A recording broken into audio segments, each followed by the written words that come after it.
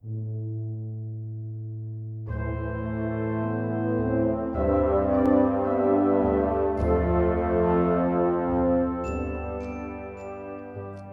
man standing. An air of pride accompanies this term because it proves that the winner has bested all peers in whatever manner of competition tested. In some cases, it was life fueling the competition by way of a tontine.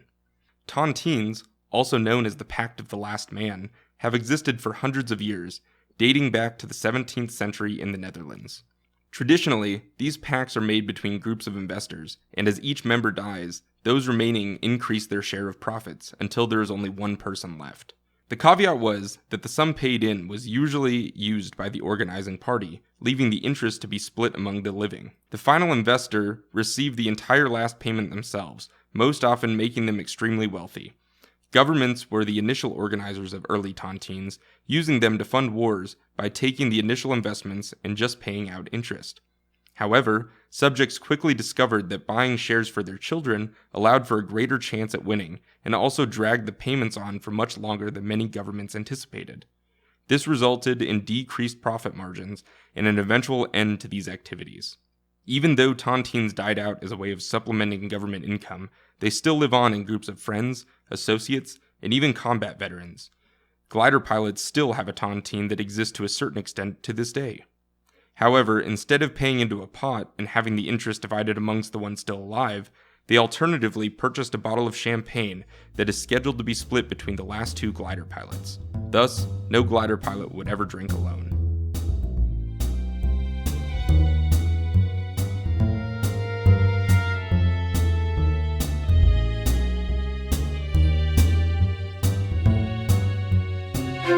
This is Glasses and the Glider coming from the Silent Wings Museum with our next installment of Wings of War, Nobody Drinks Alone.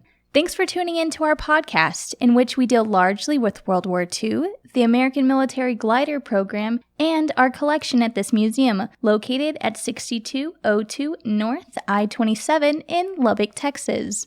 Make sure to tune into our sister podcast, Frames and Fame, where we talk about Buddy Holly, classic rock and roll, and the 1950s.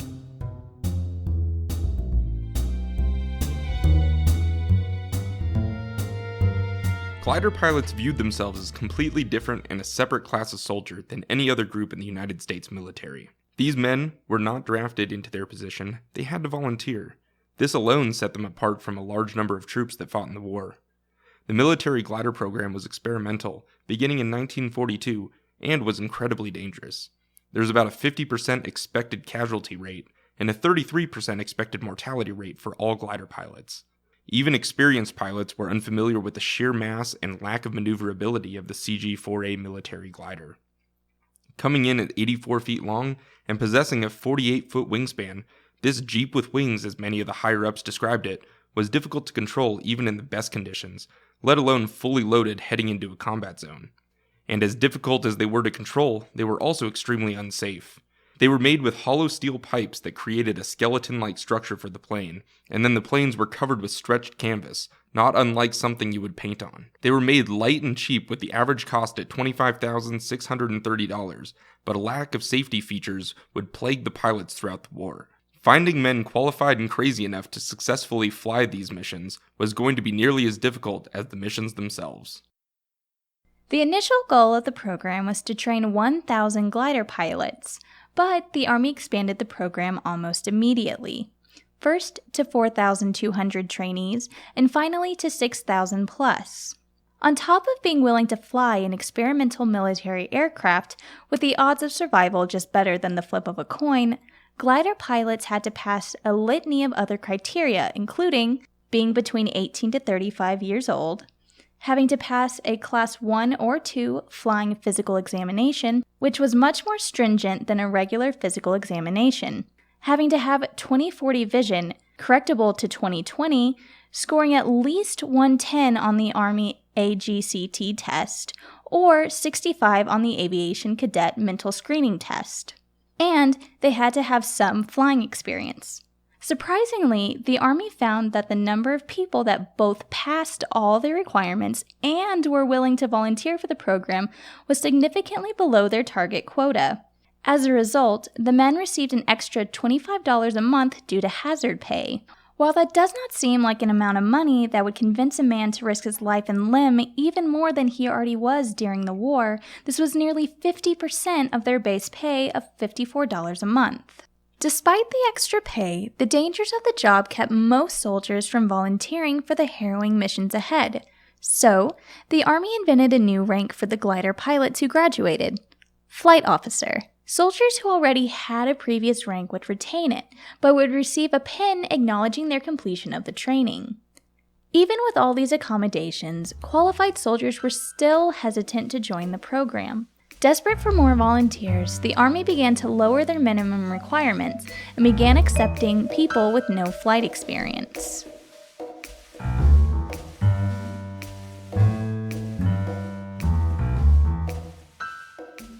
Finally, with enough applicants, the military glider training could ensue.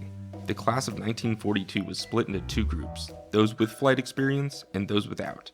The soldiers with experience were on course for a 4-week class that concentrated mainly on landing L2, L3, and L4 liaison planes that handled similarly to the cargo gliders, albeit with the engines off. Students were tasked with taking these planes up 1,500 feet and turning the engines off, then landing the plane in what is known as a dead stick landing. The landings were practiced in the daylight at first, but graduated to night practice as well after the first week.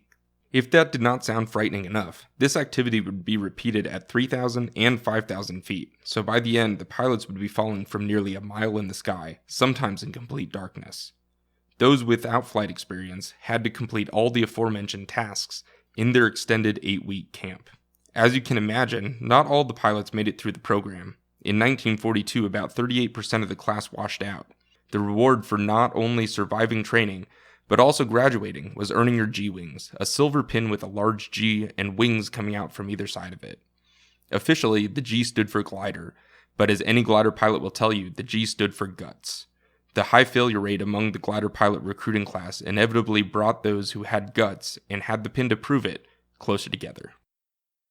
Glider pilots became one of the toughest groups of men to fight in the war, having to fly one way into combat zones in planes made primarily of canvas stretched over steel frame, and then fight their way back to friendly territory. They were the only pilots trained in hand-to-hand combat, and because they did not directly report to any commander in the field, they had a reputation for going rogue in a nearby town once the mission objective was completed. Maverick attitudes and youthful arrogance made commanders from other divisions frustrated, but the pilots refused to be corralled by Army tradition and rules. The gliders did not just carry any troops into a combat zone. No, they transported specifically either paratroopers or glider infantrymen. Both groups were specially trained to use any equipment that could be in the glider, but glider infantry could debark and immediately begin to carry out their mission, while paratroopers often had to regroup with the rest of their unit before completing their task. Both units, though, would take on the pilots and co-pilots as extra members of their unit until the mission was completed.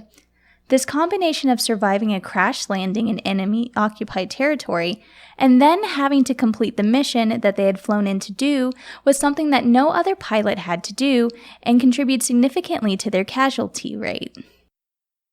In June of 1944, a mass invasion of France was scheduled. In this invasion, glider support was necessary for the landing at Utah Beach. However, even at an accelerated graduation rate, there was still not enough glider pilots to have both a trained pilot and co-pilot for the number of gliders that were to be used in the mission. Instead of limiting the number of gliders that would be used, which could have been detrimental to the overall Allied war effort, high-ranking members of the military decided to promote paratroopers and glider infantry members to be the co-pilots of the CG-4A gliders. The majority of these men had no flying experience, and even fewer had flown the military gliders. Gerard M. Devlin reported in his book, Silent Wings, the saga of the U.S. Army and Marine combat glider pilots during World War II, that many of the impromptu co-pilots had to take over the controls when the pilots were either incapacitated or killed. Still, the role of gliders and the pilots themselves were extremely successful during the invasion of Normandy.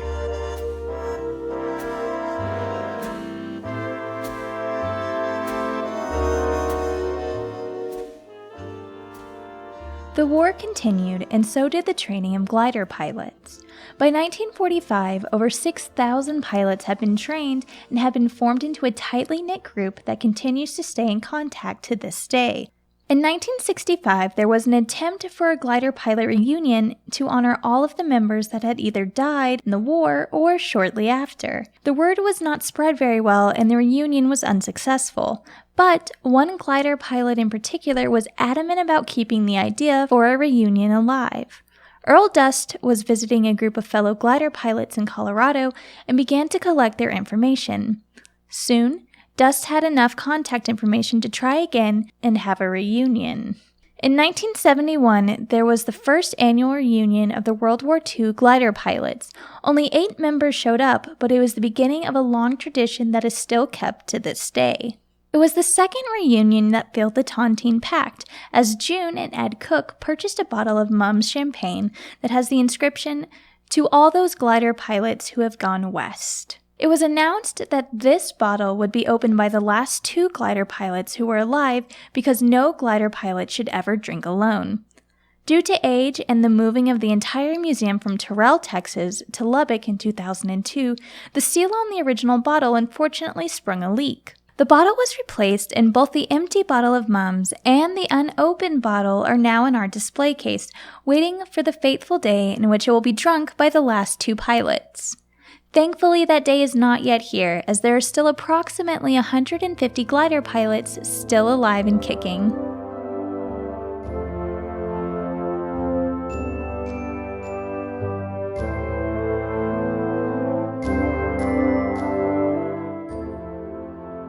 The camaraderie demonstrated by these men can be encapsulated with this bottle of champagne. The pilots were not perfect, and many had disagreements with their superiors. But when it came time for them to do their job, they did it better than anyone could have anticipated. They provided relief to pinned down soldiers at Bastogne. They built runways in the jungle of Burma. They flew into German-occupied Normandy on D-Day ahead of supporting units. They even evacuated injured soldiers from the front. Glider pilots did not get the recognition that other branches of the military got for their fiercely fought missions.